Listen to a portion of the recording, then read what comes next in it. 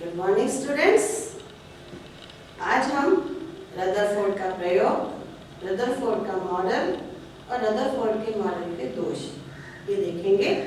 लेकिन उसके पहले जब आगे हम जाएंगे हमें कुछ चीज़ें आवश्यक होंगी, तो हम एक और चीज़ देखेंगे, कण और तरंग में। भौतिकी की दृष्टि से ब्रह्मांड में वस्तुएं दो ही प्रकार की होती हैं, या तो वे कण हैं या वे तरंग हैं। हम परमाणु, धूल का कण, ये चौक सब कण के प्रकार हैं। कण के गुण देख लेते हैं। कण निश्चित स्थान घेरता है। दूसरा, कण का निश्चित द्रव्यमान होता है।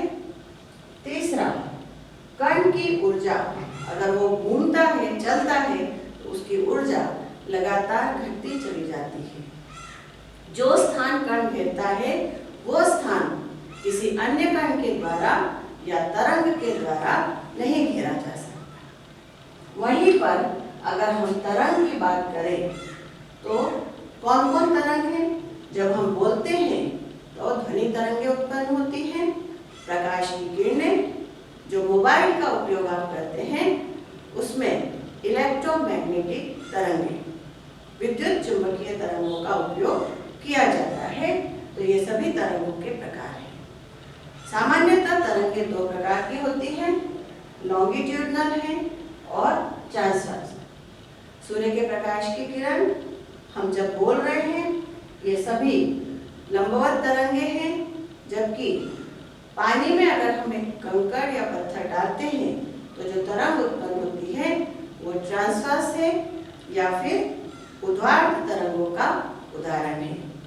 जो स्थान तरंगें घेरती हैं वह स्थान किसी दूसरे कण या तरंग के द्वारा आसानी से घेरा जा सकता है।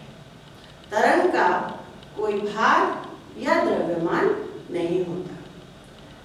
तरंगों की ऊर्जा लगातार एक जैसी बनी रहती है। चलने पर तरंगों की ऊर्जा का कभी भी पास नहीं होता। आगे जाकर हमको इन चीज़ों की जरूरत पड़ेगी, तो दोनों में अंतर आप देख लेंगे। सबसे पहला मॉडल हमने जे थॉमसन का देखा था, लेकिन उस मॉडल के फेलियर मॉडल था। तो इसीलिए अगर हम यहाँ पर हम कह सकते हैं कि रदरफोर्ड का जो परमाणु मॉडल है वो सबसे पहला सफल मॉडल है। रदरफोर्ड ने परमाणु मॉडल को जानने के लिए एक प्रयोग किया और उसके लिए उन्होंने रेडियो एक्टिव पदार्थ लिया, वैसे ही लिया, लेड चैम्बर कैविटी ली, रेडियो एक्टिव पदार्थ लिया जिसमें अल्फा कणों को सिर्फ चुना।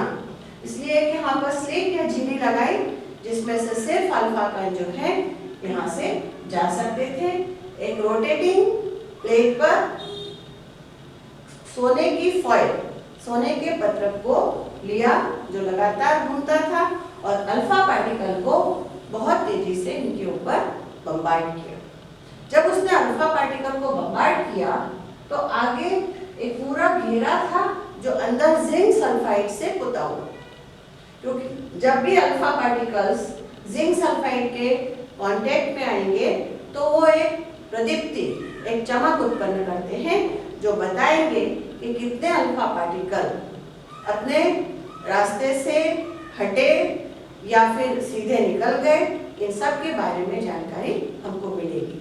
जब रदरफोर्ड ने ये प्रयोग किया तब उसने ये देखा कि लगभग जितने अल्फा पार्टिकल बम्बार्ड किए थे उसमें से 90% अल्फा पार्टिकल जो थे वो ऐसे सीधे निकल गए जैसे कि उनके रास्ते में कोई भी वस्तु नहीं है, कोई अड़चन नहीं है जिसकी चमक जिंक सल्फाइड की प्लेट पर दिखाई दी। केवल कुछ ही अल्फा पार्टिकल ऐसे थे जो अपने मार्ग से विक्षेपित हुए और पुनः लौट आए।